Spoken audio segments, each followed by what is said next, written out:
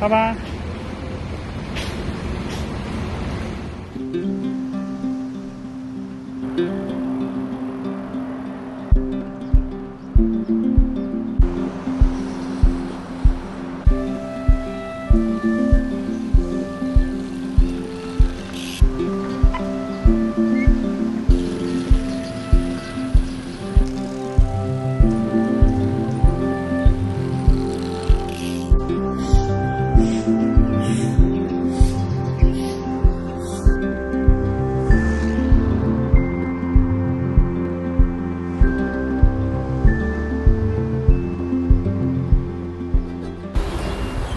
Good morning guys, and welcome to this edition of Highclopedia.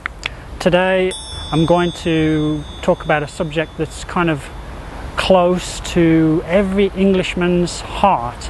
There's an old saying in England that an Englishman's home is his castle, and one thing that I've always loved since I arrived in Singapore is seeing all these beautiful old houses from the Colonial era and afterwards, and the architecture, different styles of architecture, and just sitting there and thinking about what might have gone on in those houses in the past and how they came about and just things like that. It's just fascinating to me.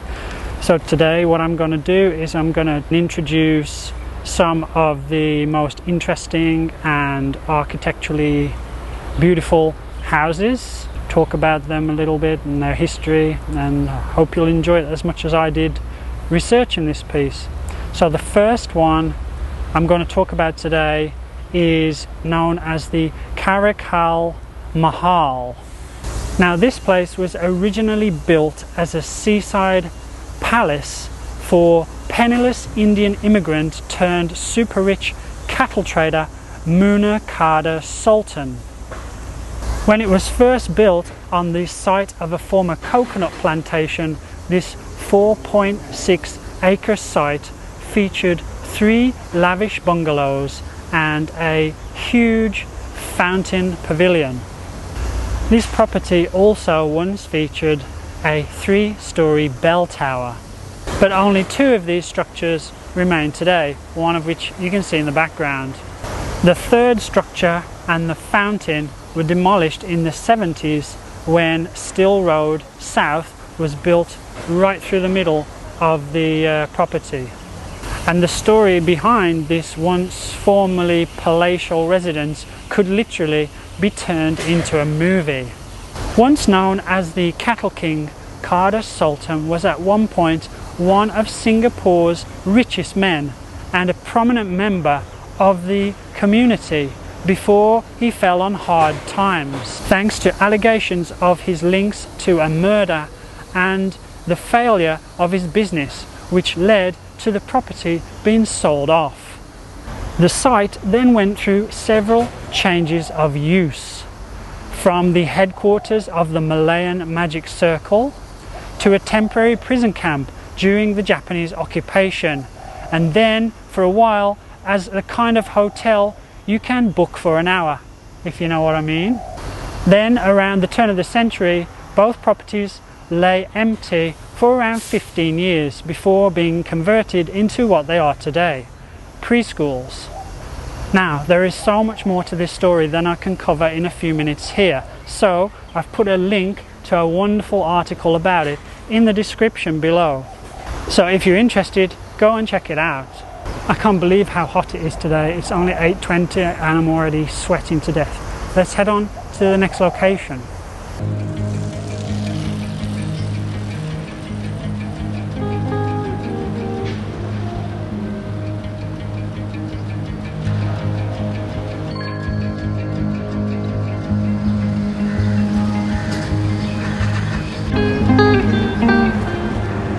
Now another little gem that is hidden away among the high-rises of Katong is Seabreeze Lodge, which is a charming little former seaside bungalow built in 1898 by Malacca-based businessman Chua Kim Kiat, who Kim Kiat district is named after. If you haven't been to the market there, you should check out the Hainan Yi Bua. They're delicious. I'll put a link to the vlog up there. This beautiful little bungalow features a nice mix of colonial and Peranakan styles, such as being raised on stilts, as you can see. Like so many of these former East Coast properties, the staircase you can see there used to open out onto the ocean and the palm-fringed beaches of turn-of-the-century Katong. According to the Remember Singapore blog, the land is now owned by a property company who plan to build condos. But don't worry, the house has been given conservation status, so it will probably end up as a condo clubhouse.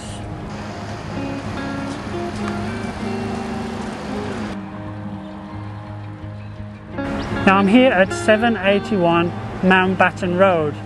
This was built on land that once belonged to Thomas Donman, Singapore's first superintendent and commissioner of police. This beautiful house was one of many built along Grove Road, which is what Mountbatten Road used to be known as. And they were built in the early 1900s as people looked for residential space outside of the city. And as you can see, there are still lots of beautiful residential properties along Mountbatten Road, which really is a treasure trove for people who are interested in old buildings, especially ones with differing styles of architecture.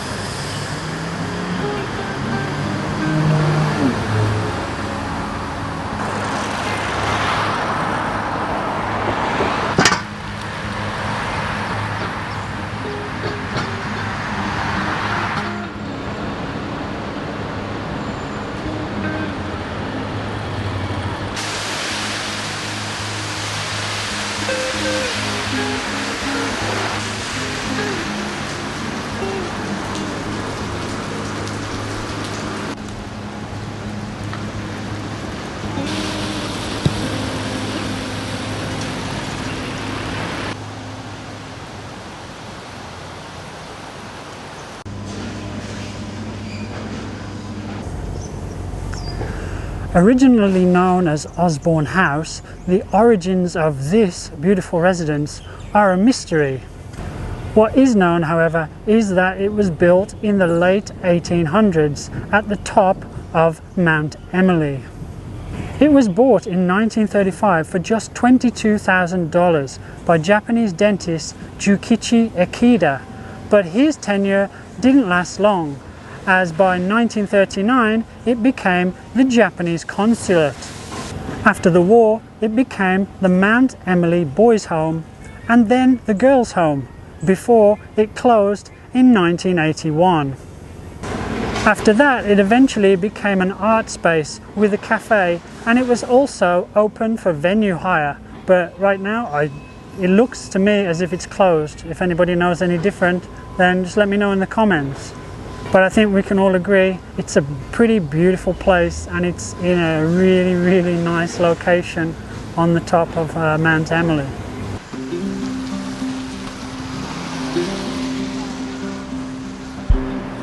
Now, should I?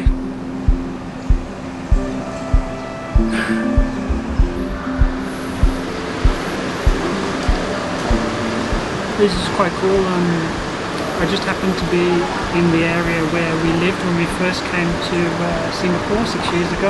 So I'm eating at the same restaurant we ate at the very first night we came to Singapore. Although it's changed. Now they've got QR code ordering.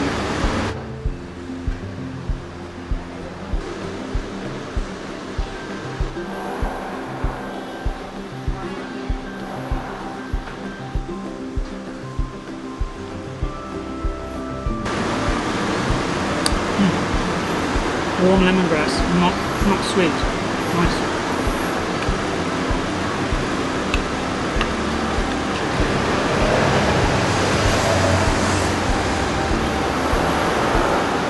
Well, it's been ages since I had chicken rice with bones in it.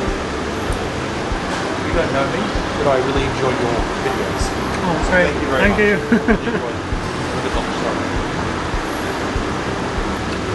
Oh. There's wonton in the soup. Cool. The rice is really fragrant, but the chicken is really, really nice. So tender, and it's like a layer of jelly under the skin. It's really, really... Check it out.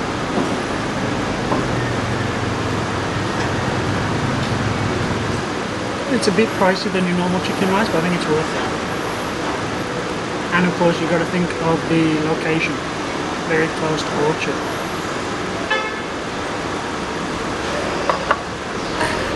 That was great.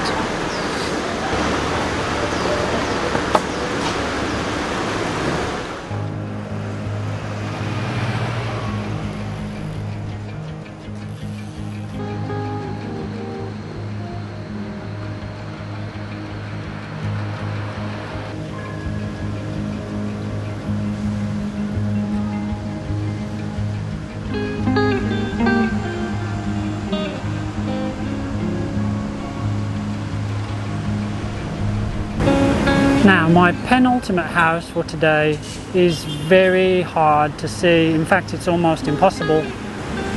But it's got a very interesting story. Hidden away on a really large plot of land, which is just a stone's throw from Orchard Road over there. Originally known as Wellington House, it was built in 1938 by the son of a Malacca-based banker. Its distinct Art Deco style was the work of He Kuan Yew, a leading architect of the modern movement here in Singapore.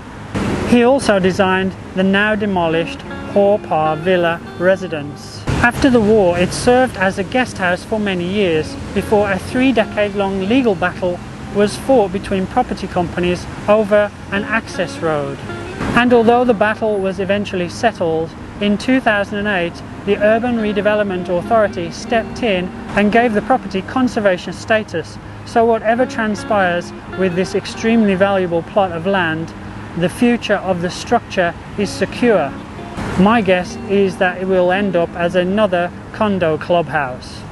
Now, unfortunately, I can't go in and take some pictures, so I'll put the links to a couple of great Flickr galleries in the description, so if you're interested, you can take a look.